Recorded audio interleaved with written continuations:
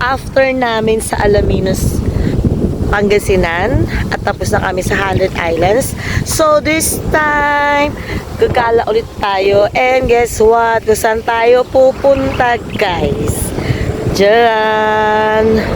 So punta tayo sa Bolinao, Pangasinan.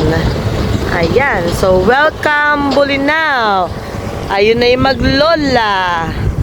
And by the way, guys, nag-DIY kami at ang kasama namin ay si Kuya June. So, yung tricycle. So, tricycle tayo papunta ng Bolinao. So, dito tayo sa Hondar's Beach Resort, Patar White Beach.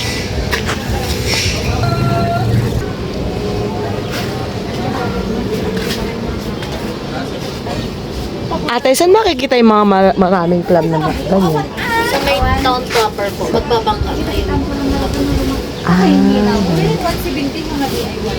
Magbabangka pa. Hindi dito malayo sa town mismo. Hindi mo lang ka, doon nangyayari natin.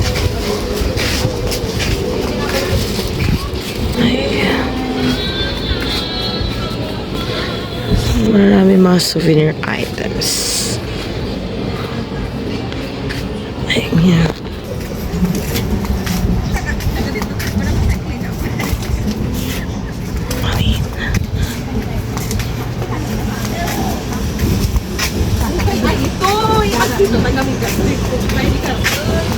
Dito na tayo ngayon sa Patar White Sand Beach.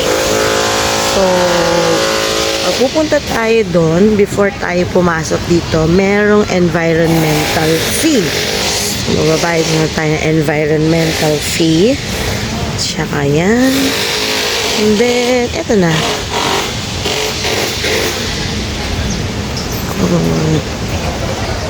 Ito na ang Patar.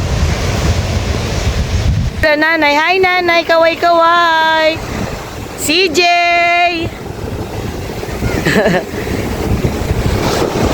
Malinis din, no, nay? Yan nga. Dito tayo sa Patar White Beach, guys. And lakad-lakad lang tayo dito.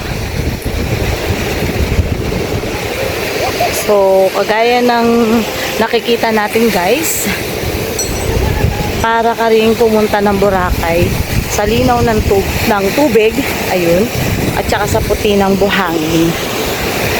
So, kung natatandaan natin yung Boracay, yung sa pinakita ko sa inyo, almost same.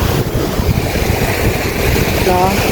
Although mas malinaw, mas pinong-pino ang Boracay, pero malinaw din naman to, pino rin at maputi rin naman siya. No? Powdery naman din ang sand. Again, dito lang po yan sa Bolinao, Pangasinan. And tingnan natin dito, guys, oh. Ang ganda ng tubig. See? Ang liwanag din, ang linaw-linaw ng tubig. Lakas ng alon. Ayun, oh.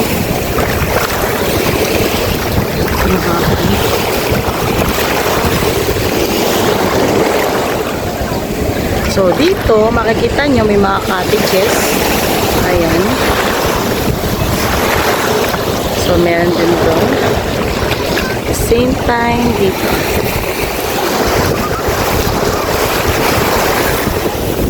Yes, ang ganda.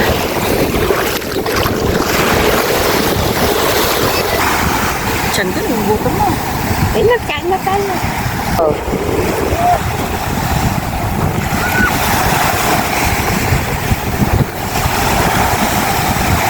CJ, wag kang lumayo, CJ. Malalim dyan, May.